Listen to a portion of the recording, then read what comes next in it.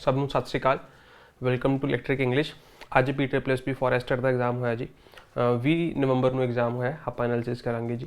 ਤਾਂ ਇਹ ਤੁਹਾਡੇ PTE+B ਕਲਰਕ ਵੀਡੀਓ ਤੇ ਐਕਸਰਸਾਈਜ਼ ਲਈ ਇੰਪੋਰਟੈਂਟ ਰਹੇਗਾ। ਸਟਾਰਟ ਕਰਦੇ ਹਾਂ। ਪਹਿਲਾ ਕੁਐਸਚਨ ਆਇਆ, use the appropriate modal to fill in the blank. Modal auxiliary verb ਤੇ ਵੀ ਕੁਐਸਚਨਸ ਆਉਣੇ ਸ਼ੁਰੂ ਹੋ ਗਏ ਨੇ। ਪਿੱਛੇ ਜੇ ਇੱਕ ਅਕਾਊਂਟ ਕਲਰਕ ਦਾ ਪੇਪਰ ਹੋਇਆ ਉਹਦੇ ਵਿੱਚ ਵੀ ਮਾਡਲ ਦਾ ਕੁਐਸਚਨ ਆਇਆ ਜੀ। ਤਾਂ ਜਿਹੜੇ ਸਟੂਡੈਂਟਸ ਨੇ ਮਾਡਲ ਹੁਣ ਤੱਕ ਨਹੀਂ ਕੀਤੇ ਤਾਂ ਤੁਸੀਂ ਇੱਕ ਵਾਰ ਜ਼ਰੂਰ ਨਿਗਾਹ ਮਾਰ ਲਿਓ ਜੀ। ਮੰਜ਼ਿਲ ਬੈਚ ਦੇ ਵਿੱਚ ਹਜੇ ਤੱਕ ਅਪਲੋਡ ਕੁਝ ਕਰਤੇ ਸੀ ਸ਼ਾਇਦ, ਅਗਰ ਨਹੀਂ ਕੀਤੇ ਸੀ ਤਾਂ ਹੁਣ ਕਰ ਦਾਂਗੇ ਜੀ। ਸਾਡਾ ਕੰਟੈਂਟ ਸਾਰਾ ਰੈਡੀ ਪਿਆ, ਤਾਂ ਇੱਕ ਵਾਰ ਸਟੂਡੈਂਟਸ ਪੇਪਰ ਤੋਂ ਪਹਿਲਾਂ ਜ਼ਰੂਰ ਉਹਨੂੰ ਪੜ੍ਹ ਕੇ ਜਾਣ। ਵਿਚ ਲੈਂਗੁਏਜ ਬਲੈਂਕ ਆਈ ਲਰਨ, ਫਰੈਂਚ ਔਰ ਇਟਾਲੀਅਨ। ਹੁਣ ਇਹ ਕਿਸੇ ਤੋਂ ਪੁੱਛ ਰਿਹਾ ਹੈ ਇਨਸਾਨ, ਹੈ ਨਾ, ਤਾਂ ਕਿ ਮੈਨੂੰ ਕਿਹੜੀ ਲੈਂਗੁਏਜ ਸਿੱਖਣੀ ਚਾਹੀਦੀ ਹੈ। ਠੀਕ ਹੈ, ਫਰੈਂਚ ਜਾਂ ਇਟਾਲੀਅਨ। ਹੁਣ ਤੁਸੀਂ ਇਹਦੇ ਨਾਲ ਦੇਖੋਗੇ ਵੀ ਇਹ ਕੋਈ ਕੰਪਲਸਰੀ ਤਾਂ ਹੈ ਨਹੀਂ, ਕੰਪਲਸ਼ਨ ਤਾਂ ਹੈ ਨਹੀਂ। ਤਾਂ ਅਗਰ ਕੋਈ ਕੰਪਲਸ਼ਨ ਨਹੀਂ ਹੈ ਤਾਂ ਮਸਟ ਗਲਤ ਹੋ ਗਿਆ ਜੀ, ਹੈ ਨਾ। ਉਸ ਤੋਂ ਬਾਅਦ ਤੁਸੀਂ ਦੇਖੋਗੇ ਵੀ ਇਹ ਕੋਈ ਜ਼ਰੂਰਤ ਦੀ ਗੱਲ ਵੀ ਨਹੀਂ ਕਰ ਰਿਹਾ, ਹੈ ਨਾ। ਤਾਂ ਜਿਹੜਾ ਨੀਡ ਐਂਡ ਡੇਅਰ ਮਾਡਲਸ ਹੁੰਦੇ ਨੇ ਇਹ ਡਿਫਰੈਂਟ ਤਰੀਕੇ ਨਾਲ ਐਕਟ ਕਰਦੇ ਨੇ। ਤਾਂ ਜਦੋਂ ਤੁਸੀਂ ਮਾਡਲਸ ਵਗੈਰਾ ਪੜ੍ਹੋਗੇ ਤਾਂ ਤੁਹਾਨੂੰ ਉੱਥੇ ਕਲੀਅਰਿਟੀ ਹੋ ਜਾਏਗੀ। ਹੁਣ ਇਹ ਅਲਟੀਮੇਟਲੀ ਇੱਕ ਬੰਦਾ ਦੂਸਰੇ ਬੰਦੇ ਤੋਂ ਕਾਈਂਡ ਆਫ ਸੁਜੈਸ਼ਨ ਮੰਗ ਰਿਹਾ ਜੀ, ਹੈ ਨਾ। ਤਾਂ ਸੁਜੈਸ਼ਨ ਦੇ ਲਈ ਮੈਂ ਤੁਹਾਨੂੰ ਦੱਸਣਾ ਚਾਹੁੰਦਾ ਜੀ, ਆਪਾਂ ਸ਼ੈਲ ਵੀ ਯੂਜ਼ ਕਰ ਸਕਦੇ ਹਾਂ, ਸ਼ੁੱਡ ਵੀ ਯੂਜ਼ ਕਰ ਸਕਦੇ ਹਾਂ। ਉਰੇ ਜਿਹੜਾ ਇਹਨਾਂ ਨੇ ਆਨਸਰ ਚੂਜ਼ ਕੀਤਾ ਉਹ ਸ਼ੁੱਡ ਚੂਜ਼ ਕੀਤਾ, ਲੇਕਿਨ ਇਹਦਾ ਇਹ ਮਤਲਬ ਨਹੀਂ ਹੈ ਕਿ ਉਰੇ ਸ਼ੈਲ ਗਲਤ ਹੋ ਗਿਆ। ਅਗਰ ਕਿਸੇ ਸਟੂਡੈਂਟ ਨੇ ਉਰੇ ਸ਼ੈਲ ਟਿਕ ਕੀਤਾ ਹੋਇਆ ਤਾਂ ਉਹ ਵੀ ਸਹੀ ਮੰਨਿਆ ਜਾ ਸਕਦਾ ਹੈ। ਇਹ ਤੁਹਾਡੀ 10ਵੀਂ ਦੀ ਜਿਹੜੀ ਗ੍ਰਾਮਰਸ ਨੇ, 10ਵੀਂ ਦੀ ਗ੍ਰਾਮਰ ਦੀ ਜਿਹੜੀ ਗੌਰਮੈਂਟ ਵੱਲੋਂ ਅਪਰੂਵਡ ਨੇ, ਉਹਦੇ ਵਿੱਚ ਮੈਂ ਤੁਹਾਨੂੰ ਦਿਖਾ ਦਊਂਗਾ ਜੀ ਜਿਹੜਾ ਸ਼ੈਲ ਹੈ ਜੀ ਉਹ ਸੁਜੈਸ਼ਨ ਦੇ ਲਈ ਯੂਜ਼ ਕੀਤਾ ਜਾਂਦਾ ਹੈ। ਠੀਕ ਹੈ, ਤਾਂ ਅਗਰ ਕਿਸੇ ਸਟੂਡੈਂਟ ਨੇ ਸ਼ੈਲ ਚੂਜ਼ ਕੀਤਾ ਤਾਂ ਇੱਕ ਵਾਰ ਤੁਸੀਂ ਮੈਸੇਜ ਕਰ ਦਿਓ, ਮੈਂ ਤੁਹਾਨੂੰ ਸਕਰੀਨਸ਼ਾਟ ਭੇਜ ਦੂੰਗਾ ਜੀ। ਤੁਸੀਂ ਇਸ ਕੁਐਸਚਨ ਦਾ ਡਿਸਪਿਊਟ ਰੇਜ਼ ਕਰ ਸਕਦੇ ਹੋ। ਠੀਕ ਹੈ, ਹੁਣ ਜਿਵੇਂ ਸਪੋਜ਼ ਕਰੋ ਮੈਂ ਬੋਲਾ ਬਲੈਂਕ ਆਈ ਗੋ ਹੋਮ। ਠੀਕ ਹੈ, ਤਾਂ ਉਰੇ ਕੀ ਹੈ ਜੀ, ਇਹ ਕੀ ਹੈ ਜੀ, ਸ਼ੈਲ। ਅਲਟੀਮੇਟਲੀ ਤੁਸੀਂ ਪਰਮਿਸ਼ਨ ਮੰਗ ਰਹੇ ਹੋ। ਠੀਕ ਹੈ, ਅਗਰ ਮੈਂ ਤੁਹਾਨੂੰ ਪੁੱਛਾਂ ਕਿ ਬਲੈਂਕ ਆਈ ਓਪਨ ਦਾ ਡੋਰ, ਤਾਂ ਹੁਣ ਇਹ ਤੁਸੀਂ ਦੂਸਰੇ ਨੂੰ ਆਫਰ ਕਰ ਰਹੇ ਹੋ। ਠੀਕ ਹੈ, ਉਰੇ ਫਾਰਮੈਲਿਟੀ ਆ ਗਈ ਇੱਕ ਤਰੀਕੇ ਦੀ ਕਿ ਮੈਂ ਤੁਹਾਡੇ ਲਈ ਡੋਰ ਖੋਲ੍ਹਾਂ, ਤੁਸੀਂ ਉਰੇ ਫਾਰਮਲ ਹੋ ਗਏ ਕਿਸੇ ਨਾਲ। ਫਾਰਮਲ ਸਪੀਚ ਦੇ ਵਿੱਚ ਕਿਹੜਾ ਮਾਡਲ ਯੂਜ਼ ਹੁੰਦਾ ਜੀ, ਸ਼ੈਲ। ਤਾਂ ਉਰੇ ਕੀ ਆ ਜਾਊਗਾ ਜੀ, ਸ਼ੈਲ। ਠੀਕ ਹੈ, blank I call him and apologise, ਹੈ ਨਾ। ਹੁਣ ਤੁਸੀਂ ਕਿਸੇ ਤੋਂ ਬਈ ਸਲਾਹ ਲੈ ਰਹੇ ਹੋ ਵੀ ਮੈਂ ਉਹਨੂੰ ਬੁਲਾਵਾਂ ਤੇ ਮਾਫੀ ਮੰਗਾ ਵੀ ਮੇਰੇ ਤੋਂ ਕੁਝ ਗਲਤ ਬੋਲਿਆ ਗਿਆ ਸੀ, ਮੈਂ ਕੁਝ ਗਲਤੀ ਕਰਤੀ। ਠੀਕ ਹੈ, ਤਾਂ ਹੁਣ ਅਗਰ ਤੁਸੀਂ ਕਿਸੇ ਤੋਂ ਸਲਾਹ ਲੈ ਰਹੇ ਹੋ ਤਾਂ ਉਰੇ ਤੁਸੀਂ ਸ਼ੁੱਡ ਵੀ ਯੂਜ਼ ਕਰ ਸਕਦੇ ਹੋ, ਉਰੇ ਤੁਸੀਂ ਸ਼ੈਲ ਵੀ ਯੂਜ਼ ਕਰ ਸਕਦੇ ਹੋ। ਇਹ ਉਹੀ ਸਿਚੁਏਸ਼ਨ ਹੈ ਜਿਹੜੀ ਆਪਾਂ ਸਿਚੁਏਸ਼ਨ ਉਰੇ ਲਿਖੀ ਹੈ। ਠੀਕ ਹੈ, ਤਾਂ ਜ਼ਿਆਦਾ ਸਟਰੋਂਗ ਆਨਸਰ ਉਹਨਾਂ ਨੇ ਸ਼ੁੱਡ ਕੰਸੀਡਰ ਕੀਤਾ, ਲੇਕਿਨ ਇਹਦਾ ਮਤਲਬ ਇਹ ਨਹੀਂ ਕਿ ਸ਼ੈਲ ਗਲਤ ਹੋ ਗਿਆ ਜੀ। ਸ਼ੈਲ ਵੀ ਯੂਜ਼ ਹੁੰਦਾ, ਇਕੁਅਲੀ ਯੂਜ਼ ਹੁੰਦਾ ਜੀ। ਠੀਕ ਹੈ, ਨੈਕਸਟ ਕੁਐਸਚਨ। ਹੁਣ ਲਿਖਿਆ Shilpa is hostile blank his suggestions. ਠੀਕ ਹੈ, ਤਾਂ ਹੁਣ ਕੋਈ ਇਨਸਾਨ ਹੈ ਉਹਨੂੰ ਸੁਜੈਸ਼ਨ ਦੇ ਰਿਹਾ। ਠੀਕ ਹੈ, ਹੌਸਟਾਈਲ ਦਾ ਮਤਲਬ ਹੁੰਦਾ ਵੀ ਅਨਫਰੈਂਡਲੀ। ਠੀਕ ਹੈ ਜੀ, ਤਾਂ ਹੁਣ ਇਹ ਕੁਐਸਚਨ PYQ ਬੁੱਕ ਦੇ ਵਿੱਚ ਆਪਾਂ ਹਜ਼ਾਰਾਂ ਵਾਰ ਕਰ ਚੁੱਕੇ ਹਾਂ। ਠੀਕ ਹੈ, ਇਸ ਤਰੀਕੇ ਦੇ ਕੁਐਸਚਨ 50 ਵਾਰ ਕਰਾਤਾ ਜੀ। ਤਾਂ ਦੇਖੋ ਜਿਵੇਂ ਲਿਖਿਆ ਹੀ ਇਜ਼ ਕਾਈਂਡ ਬਲੈਂਕ ਨੇਬਰਸ। ਠੀਕ ਹੈ, ਤਾਂ ਉਰੇ ਕੀ ਹੋਊਗਾ ਜੀ, ਟੂ। ਕਿਉਂ? ਕਿਉਂਕਿ ਹੀ ਇਜ਼ ਕਾਈਂਡ ਟੂਵਾਰਡਸ। ਠੀਕ ਹੈ, he is talking to me. ਠੀਕ ਹੈ, ਮੀ ਟੂ ਕਿਉਂ ਲਗਾਇਆ? ਕਿਉਂਕਿ ਮੈਂ ਰਿਸੀਵਰ ਹਾਂ ਜੀ, ਮੈਂ ਰੈਸੀਪੈਂਟ ਹਾਂ। ਤਾਂ ਜਿਹੜਾ ਇਨਸਾਨ ਦੂਸਰੇ ਐਂਡ ਤੇ ਹੁੰਦਾ, ਆਪਾਂ ਕੋਈ ਚੀਜ਼ ਭੇਜ ਰਹੇ ਹਾਂ ਕਿਸੇ ਨੂੰ, ਕੋਈ ਡੇਟਾ ਭੇਜ ਰਹੇ ਹਾਂ, ਕੋਈ ਆਪਣੀ ਆਵਾਜ਼ ਭੇਜ ਰਹੇ ਹਾਂ, ਕੁਝ ਭੇਜ ਰਹੇ ਹਾਂ, ਜਿਹੜਾ ਦੂਸਰੇ ਐਂਡ ਤੇ ਹੁੰਦਾ ਰਿਸੀਵਰ ਹੁੰਦਾ, ਉੱਥੇ ਆਪਾਂ ਯੂਜ਼ ਕਰਦੇ ਹਾਂ ਟੂ। ਜਿਹੜਾ ਇਹ ਵਾਲਾ ਐਂਡ ਹੁੰਦਾ ਸੋਰਸ ਦੇ ਲਈ ਆਪਾਂ ਯੂਜ਼ ਕਰਦੇ ਹਾਂ ਫਰੋਮ। ਤਾਂ ਹੁਣ ਆਪਾਂ ਕਾਈਂਡ ਹੈ ਕਿਸੇ ਪ੍ਰਤੀ, ਤਾਂ ਆਪਣੀ ਫੀਲਿੰਗਸ ਉਹਨੂੰ ਉਸ ਤਰੀਕੇ ਦੀ ਫੀਲਿੰਗਸ ਭੇਜ ਰਹੇ ਹਾਂ, ਤਾਂ ਇਹ ਰਿਸੀਵਰ ਹੋ ਗਿਆ। ਅਗਰ ਇਹ ਰਿਸੀਵਰ ਹੋ ਗਿਆ ਤਾਂ ਆਪਾਂ ਕੀ ਯੂਜ਼ ਕਰ ਲਾਂਗੇ, to. Our employees are honest blank us. ਤਾਂ ਜਿਹੜੇ ਅਸੀਂ ਹੈ ਜੀ ਇਹ ਰਿਸੀਵਰ ਹੋ ਗਏ, ਤਾਂ ਉਹਨਾਂ ਦਾ ਕਿਵੇਂ ਦਾ ਬਿਹੇਵੀਅਰ ਹੈ ਸਾਡੇ ਪ੍ਰਤੀ, ਤਾਂ ਉਰੇ ਵੀ ਕੀ ਆ ਜਾਊਗਾ, ਟੂ। ਤਾਂ ਰੂਡ ਹੋ ਗਿਆ, ਕਾਈਂਡ ਹੋ ਗਿਆ, ਪੋਲਾਈਟ ਹੋ ਗਿਆ, ਹੈ ਨਾ। ਤਾਂ ਉਸ ਤਰੀਕੇ ਨਾਲ ਆਪਾਂ ਉਰੇ ਕੀ ਯੂਜ਼ ਕਰਦੇ ਹਾਂ ਜੀ, ਟੂ ਯੂਜ਼ ਕਰਦੇ ਹਾਂ। ਸੇਮ ਵੇ ਹੁਣ ਇਹਦੇ ਉਰੇ ਵੀ ਕੀ ਲਿਖਿਆ ਹੋਇਆ, ਸਟਾਈਲ। ਤਾਂ ਉਹਦਾ ਬਿਹੇਵੀਅਰ ਹੈ ਇਹਦੀ ਸੁਜੈਸ਼ਨ ਦੇ ਪ੍ਰਤੀ, ਤਾਂ ਇਸ ਕਰਕੇ ਇਹ ਰੈਸੀਪੈਂਟ ਹੋ ਗਿਆ ਜੀ। ਰੈਸੀਪੈਂਟ ਦੇ ਲਈ ਆਪਾਂ ਕੀ ਯੂਜ਼ ਕਰ ਲਾਂਗੇ, ਟੂ। ਠੀਕ ਹੈ, ਨੈਕਸਟ ਇਹ ਕੁਐਸਚਨ ਹੈ ਜੀ, ਦ ਸਨ ਬਲੈਂਕ ਦਾ ਹੋਲ ਡੇ ਯੈਸਟਰਡੇ। ਹੁਣ ਇਹ ਕੁਐਸਚਨ ਦੇ ਤੁਸੀਂ ਦੇਖੋਗੇ ਦੋ ਵਰਬਸ ਆਈਆਂ। ਇੱਕ ਵਰਬ ਹੁੰਦੀ ਹੈ ਸ਼ਾਈਨ। ਤਾਂ ਸ਼ਾਈਨ ਨਾ ਦੋ ਤਰੀਕੇ ਨਾਲ ਯੂਜ਼ ਕੀਤੀ ਜਾ ਸਕਦੀ ਹੈ। ਇੱਕ ਤਾਂ ਹੁੰਦਾ ਸ਼ਾਈਨ ਦਾ ਸ਼ਾਈਨਡ। ਠੀਕ ਹੈ ਜੀ, ਇੱਕ ਹੁੰਦਾ ਸ਼ੋਨ। ਤਾਂ ਜਦੋਂ ਇਹਦਾ ਮਤਲਬ ਹੁੰਦਾ ਸ਼ਾਈਨਡ, ਤਾਂ ਇਹਦਾ ਮਤਲਬ ਹੁੰਦਾ ਚਮਕਾਉਣਾ। ਤੁਸੀਂ ਕਿਸੇ ਚੀਜ਼ ਨੂੰ ਚਮਕਾ ਰਹੇ ਹੋ, ਤਾਂ ਇਸ ਕਰਕੇ ਇਹ ਟ੍ਰਾਂਸਟਿਵ ਵਰਬ ਹੁੰਦੀ ਹੈ ਜੀ। He has shined my shoes. ਤਾਂ ਉੱਥੇ ਉਹਨੂੰ ਆਬਜੈਕਟ ਦੀ ਲੋੜ ਪਊਗੀ, ਤਾਂ ਉੱਥੇ ਸ਼ਾਈਨਡ ਵਰਬ ਯੂਜ਼ ਕਰਾਂਗੇ। ਟ੍ਰਾਂਸਟਿਵ ਵਰਬ ਚੈਪਟਰ ਦੇ ਵਿੱਚ ਮੰਜ਼ਿਲ ਬੈਚ ਦੇ ਵਿੱਚ ਕਰਾਇਆ ਹੈ, ਧਿਆਨ ਨਾਲ ਤੁਸੀਂ ਜਾ ਕੇ ਦੇਖ ਲਿਓ, ਠੀਕ ਹੈ। ਉਦੋਂ ਬਾਅਦ ਚ ਜਿਹੜੀ ਸ਼ੋਨ ਵਰਬ ਹੁੰਦੀ ਹੈ ਇਹਦਾ ਮਤਲਬ ਹੁੰਦਾ ਚਮਕਣਾ, ਇਹਦਾ ਮਤਲਬ ਚਮਕਾਉਣਾ, ਇਹਦਾ ਮਤਲਬ ਹੁੰਦਾ ਚਮਕਣਾ। ਤਾਂ ਹੁਣ ਜਿਹੜੀ ਚੀਜ਼ ਖੁਦ ਚਮਕੂਗੀ, ਅੱਗੇ ਤਾਂ ਜਾ ਨਹੀਂ ਰਿਹਾ ਉਹਦਾ ਰਿਸੀਵਰ, ਅਗਰ ਅੱਗੇ ਨਹੀਂ ਜਾ ਰਿਹਾ ਤਾਂ ਇਸ ਕਰਕੇ ਇਹ ਵਰਬ ਇੰਟਰਾਂਸਿਟਿਵ ਹੁੰਦੀ ਹੈ।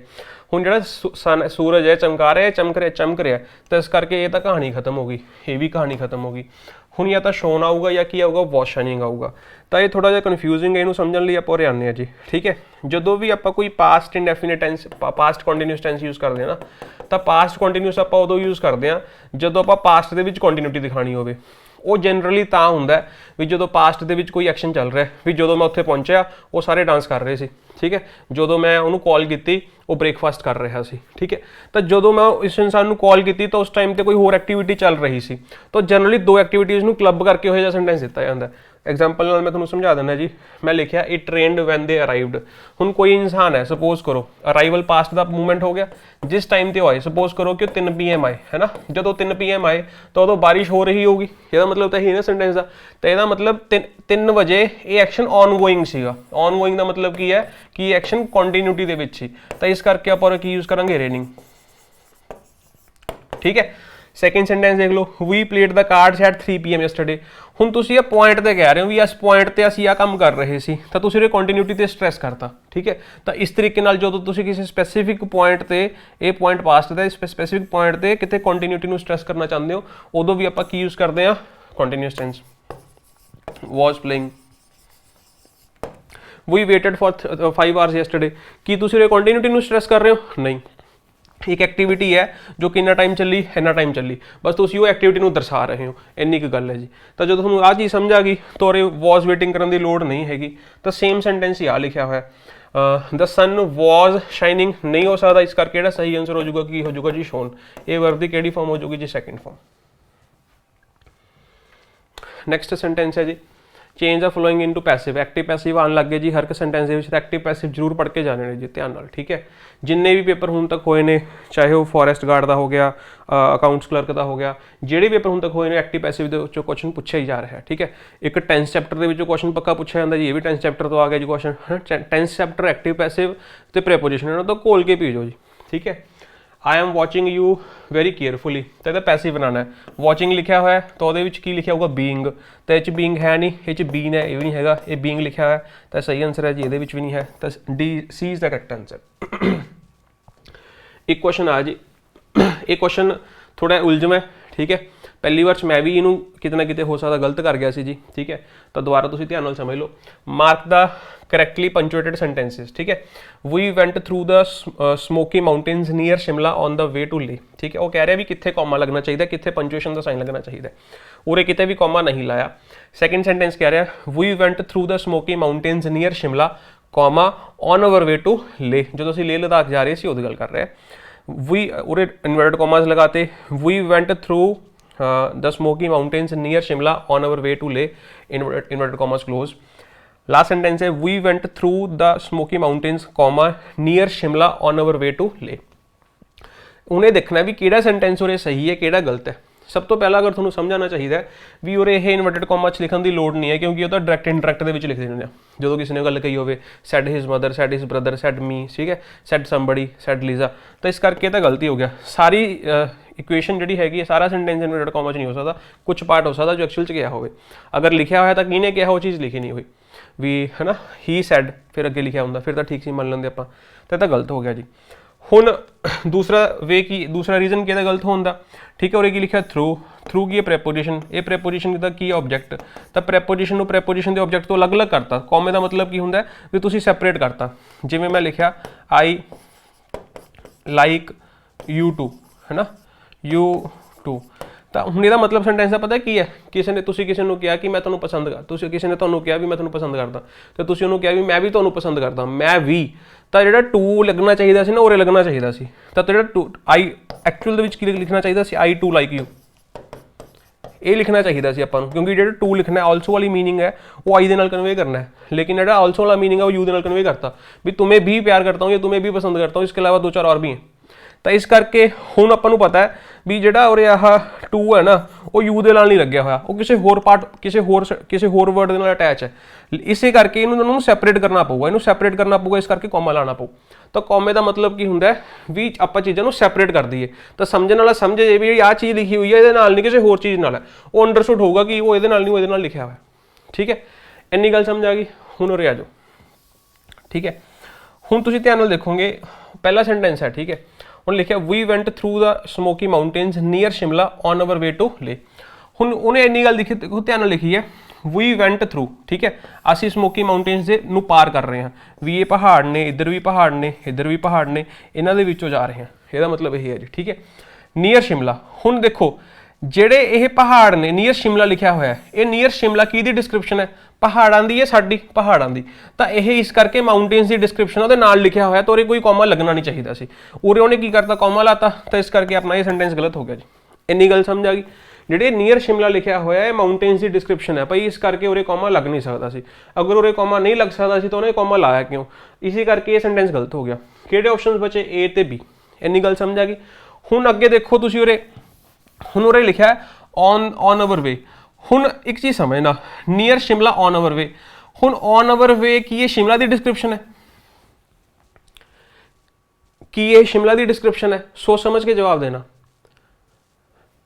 ਕੀ ਕਹਿਣਾ ਚਾਹੁੰਦੇ ਹੋ ਵੀ ਜਦੋਂ ਅਸੀਂ ਲੇ ਜਾ ਰਹੇ ਸੀਗੇ ਉਦੋਂ ਅਸੀਂ ਸਮੋਕੀ ਮਾਊਂਟੇਨਸ ਚੋਂ ਪਾਰ ਕੀਤਾ ਸ਼ਿਮਲੇ ਦੇ ਨੇੜੇ, ਕੀ ਆਪਾਂ ਇਹੀ ਕਹਿਣਾ ਚਾਹੁੰਦੇ ਹਾਂ? ਇਹੀ ਗੱਲ ਕਹਿਣਾ ਚਾਹੁੰਦੇ ਨਾ? ਜਾਂ ਫਿਰ ਤੁਸੀਂ ਇਹ ਕਹਿਣਾ ਚਾਹੁੰਦੇ ਹੋ ਵੀ ਜਦੋਂ ਹੁਣ ਅਸੀਂ ਦੇਖੋ ਅਲਟੀਮੇਟਲੀ ਜੋ ਆਪਾਂ ਕਹਿਣਾ ਚਾਹੁੰਦੇ ਹਾਂ ਵੀ ਅਸੀਂ ਜਾ ਰਹੇ ਸੀ, ਠੀਕ ਹੈ, ਉਹਦੇ ਰਸਤੇ 'ਚ ਆਪਾਂ ਕੀ ਕੀਤਾ, ਆਪਾਂ ਸਮੋਕੀ ਮਾਊਂਟੇਨਸ ਨੂੰ ਪਾਰ ਕੀਤਾ ਜੋ ਕਿ ਸ਼ਿਮਲਾ ਦੇ ਨੇੜੇ ਸੀਗੇ। ਜਿਹੜਾ ਔਨ ਆਵਰ ਵੇ ਟੂ ਲੇ ਹੈ, ਇਹ ਕੀ ਦੀ ਡਿਸਕ੍ਰਿਪਸ਼ਨ ਹੈ? ਇਹ ਸ਼ਿਮਲਾ ਦੀ ਡਿਸਕ੍ਰਿਪਸ਼ਨ ਹੈ ਜਾਂ ਫਿਰ ਇਹ ਵੀ ਦੀ ਡਿਸਕ੍ਰਿਪਸ਼ਨ ਹੈ? ਸੋਚ ਕੇ ਦੇਖੋ। ਜਿਹੜਾ ਔਨ ਆਵਰ ਵੇ ਟੂ ਲਿਖਿਆ ਹੋਇਆ ਹੈ, ਜਿਹੜਾ ਲਿਖਿਆ ਹੋਇਆ, ਧਿਆਨ ਨਾਲ ਸਮਝ ਲਓ ਬਾਈ ਮੈਂ ਕੀ ਕਹਿ ਰਿਹਾ ਹਾਂ। ਜਿਹੜਾ ਮੈਂ ਲਿਖਿਆ ਹੋਇਆ ਔਨ ਆਵਰ ਵੇ ਟੂ ਲੇ, ਠੀਕ ਹੈ, ਤਾਂ ਇਹ ਕੀ ਦੀ ਡਿਸਕ੍ਰਿਪਸ਼ਨ ਹੈ?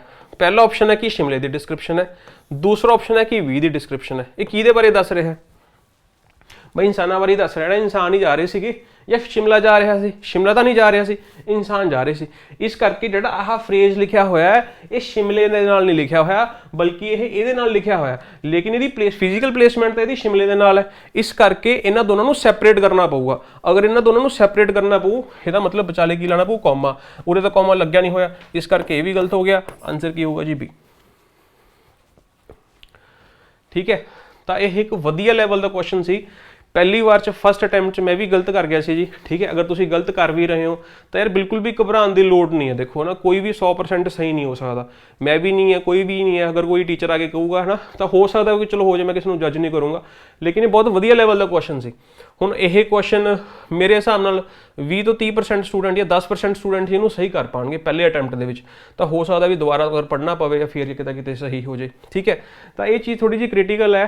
ਕੁਐਸਚਨ ਇਹੋ ਜਿਹਾ, ਅਗਰ ਤੁਸੀਂ ਇਹਨੂੰ ਛੱਡ ਵੀ ਦਿਓਗੇ ਤਾਂ ਇਹ ਕੁਐਸਚਨ ਤੁਹਾਨੂੰ ਕਦੇ ਵੀ ਮਰਵਾਊਗਾ ਨਹੀਂ। ਅਗਰ ਤੁਸੀਂ ਈਜ਼ੀ ਕੁਐਸਚਨ ਨੂੰ ਛੱਡ ਦੋਗੇ ਉਹ ਤੁਹਾਨੂੰ ਮਰਵਾ ਦੂਗਾ। ਅਗਰ ਤੁਸੀਂ ਪੇਪਰ ਦੇ ਵਿੱਚ ਆਹ ਕੁਐਸਚਨ ਛੱਡਤਾ, ਤੁਸੀਂ ਫਿਰ ਵੀ ਕੰਪੀਟੀਸ਼ਨ ਚੋਂ, ਲੇਕਿਨ ਜਿਸ ਦਿਨ ਤੁਸੀਂ ਆਹ ਕੁਐਸਚਨ ਛੱਡਤਾ ਤੁਸੀਂ ਕੰਪੀਟੀਸ਼ਨ ਚੋਂ ਬਾਹਰ ਹੋ ਜਾਓਗੇ। ਠੀਕ ਹੈ, ਬਸ ਇੰਨੀ ਕੁ ਗੱਲ ਦਾ ਤੁਸੀਂ ਧਿਆਨ ਰੱਖਣਾ ਜੀ ਪੇਪਰ 'ਚ। ਤੇ ਆਈ ਹੋਪ ਤੁਹਾਨੂੰ ਇਹ ਚੀਜ਼ਾਂ ਕਲੀਅਰ ਹੋ ਗਈਆਂ ਹੋਣਗੀਆਂ। ਬਾਕੀ ਜਿਹੜੇ ਸਟੂਡੈਂਟਸ ਬਈ ਮੇਰੇ ਤੋਂ ਇੰਗਲਿਸ਼ ਪੜ੍ਹਨਾ ਚਾਹੁੰਦੇ ਨੇ ਉਹ ਮੰਜ਼ਿਲ ਬੈਚ ਦੇ ਥਰੂ ਪੜ੍ਹ ਸਕਦੇ ਨੇ ਜੀ। ਠੀਕ ਹੈ, this is Shujindal signing off bye, all the best.